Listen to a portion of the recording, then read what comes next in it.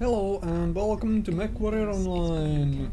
So this is a duo drop on the first colony with me in Hunchback 4SP with a couple medium lasers and a couple SRM4s. I used to run this with SRM6s. I have since downgraded to SRM4s with no Artemis. I thought SRM6s with an Artemis is pretty good deal, but they take too much tonnage and crit space as compared to a straight up SRM4 and don't benefit as much in my opinion. Note that that is my opinion. You are free to disagree. All you wish.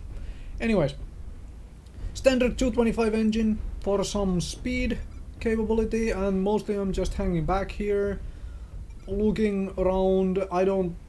I am mostly 270 meter range mech after all with this setup. I don't want to rush in there to be the first guy to be shot into pieces, because I want to wait for other things to soften the enemy up a little from range and then do the push and start aiding in the destruction. And with this many ECMs on the field anyways, it feels kind of wonky to, like, well,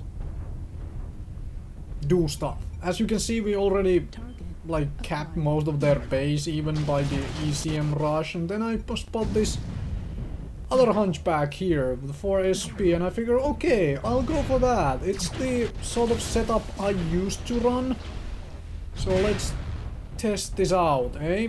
And someone is trying to shoot freaking missiles at me on top of it, so it's no longer a straight up duel, so I'll gladly run a little and let this Chikada do some work for me as well. I mean, no point in dying, right?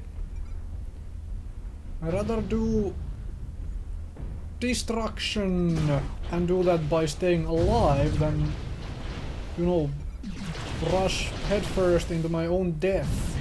Whoops, missed those missiles. Well, here's some lasers for you, and there is some missiles which actually hit their targets. And his missiles went way wide.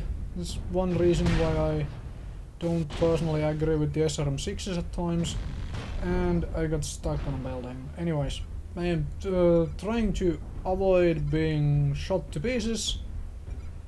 And the Chikada is working on the guy as well, so whatever. There goes one of my shoulders, but both of his are done, and he doesn't have a laser in the head, so that's pretty much him gone. I don't care that the Chikada took the kill, that is entirely fine by me.